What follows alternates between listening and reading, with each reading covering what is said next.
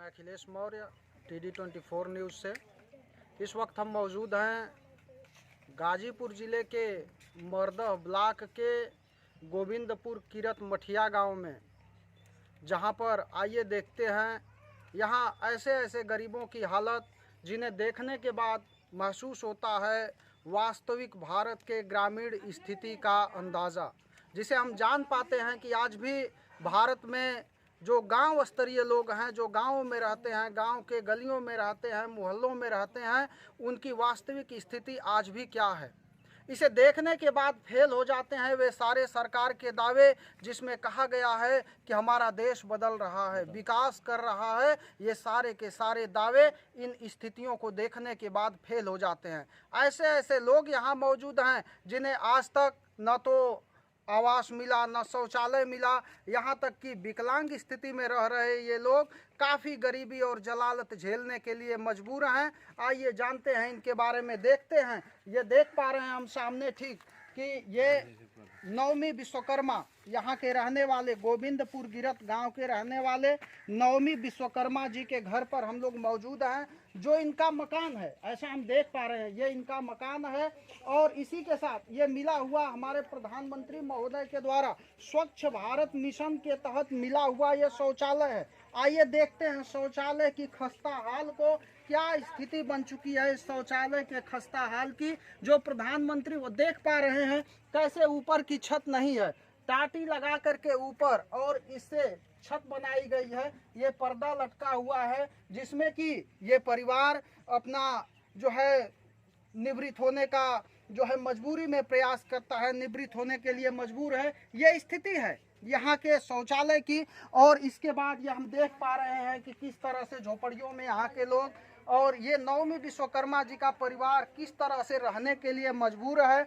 और यहाँ पर उपस्थित यहाँ के ग्राम सभा के लोग, आइए ये घर देख पा रहे हैं हम। आज की जो बारिश का समय चल रहा है, बारिश के समय में किस तरह से मजबूर हैं यहाँ के लोग रहने के लिए, इस हालात को हम देख पा रहे हैं कि यहाँ पर किस तरह से ये बांस के दीवारें बना करके और इस झोपड़ी में रहने के लिए मजबूर यहाँ के लोग बड़ी ही गरीब और दयनीय स्थिति को हम देख पा रहे हैं। आज भी फेल होते हैं वे सरकार के दावे जिसमें कहा गया है कि हम 2022 आते आते समस्त गरीबों को मकान मुहैया करा देंगे, सबको पक्के छत के नीचे कर देंगे।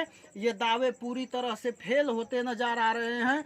आज भी जो बातचीत में हमने पाया कि आज भी नवमी विश्वकर्मा के परिवार का कहीं भी आवास के मामले में नाम नहीं है, न ही कोई प्रयास हुआ है, न ही यहाँ के जनप्रतिनिधियों द्वारा प्रयास किया गया है, न ही किसी सरकारी कर्मचारी अधिकारी के द्वारा प्रयास किया गया है कि इस गरीब परिवार को मकान मुहैया कराया जाए। ये स्थिति हम देख पा रहे हैं। और आइए चलते हैं, परिवार के लोगों से बातचीत करते हैं और जानते हैं उनके हालात को। और आइए जानते हैं, ये दादाजी हैं, दादाजी से हम बातचीत करते हैं। दादाजी क्या नाम है आपका?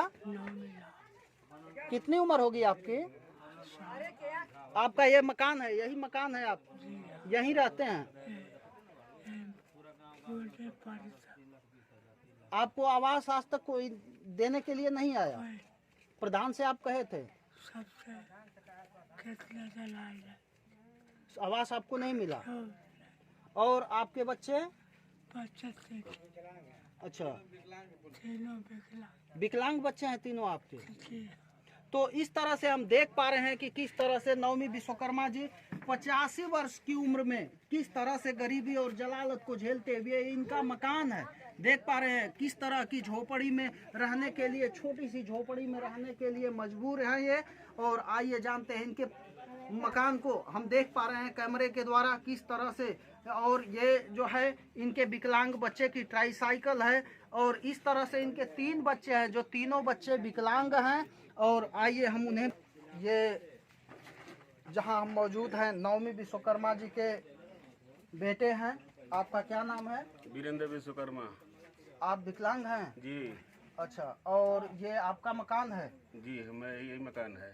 आपको आवास नहीं मिला? नहीं। आप प्रधान या किसी अधिकारी के यहाँ गए थे? हाँ गए थे, आकर चेक करके चले गए, नहीं दिए तो हम क्या करें। अच्छा, मकान आपको नहीं मिल मिला पाया।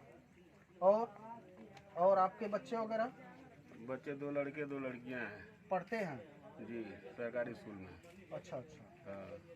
चलिए ठीक है। तो माता जी और हैं कि नवमी विश्वकर्मा जी की जो पत्नी हैं ये भी विकलांग हैं और उनके तीनों बच्चे विकलांग हैं। बड़े बेटे रविंद्र विश्वकर्मा, उनसे छोटे बेटे वीरेंद्र विश्वकर्मा और उनसे छोटे बेटे नागेंद्र विश्वकर्मा, तीनों उनके बच्चे विकलांग हैं।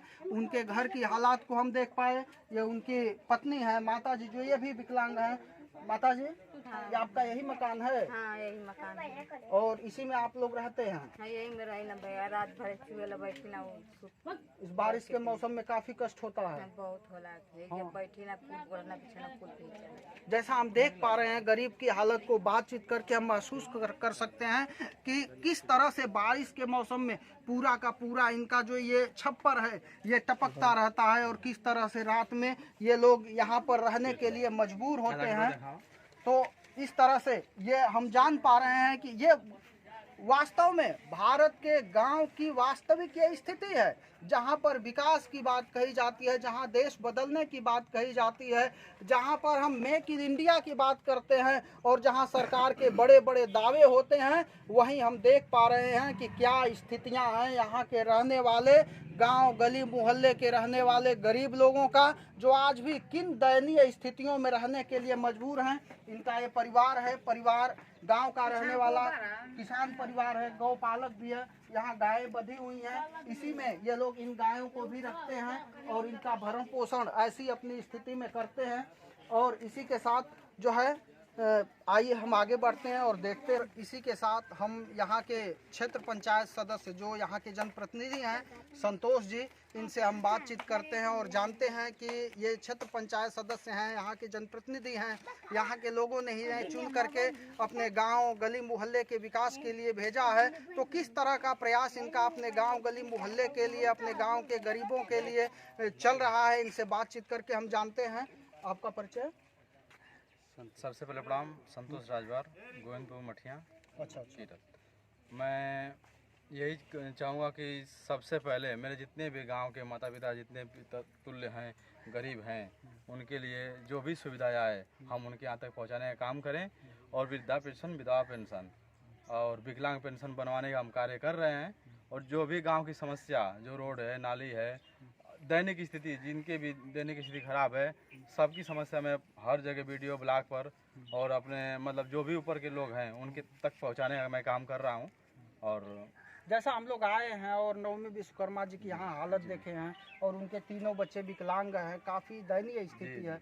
आप गांव के रहने वाले, घर द्वार सब कुछ आप देख रहे हैं, तो इनके लिए आप लोग प्रयास कर रहे हैं? कई बार इनका जांच भी हुआ है। अच्छा, सेक्रेटरी साहब भी आए, सब लिख कर चले गए। मतलब इनके लिए हम लोग पहले से तत्पर हैं। जो भी काम इनके दैनिक स्थिति में बिगड़ती है, दवा दुआ का काम तो हम लोग गाँवपुर में जैसे मदद हेल्प होता है उसे करते हैं और ऊपर प्रधान के यहाँ तक भी बात पहुँचाते हैं।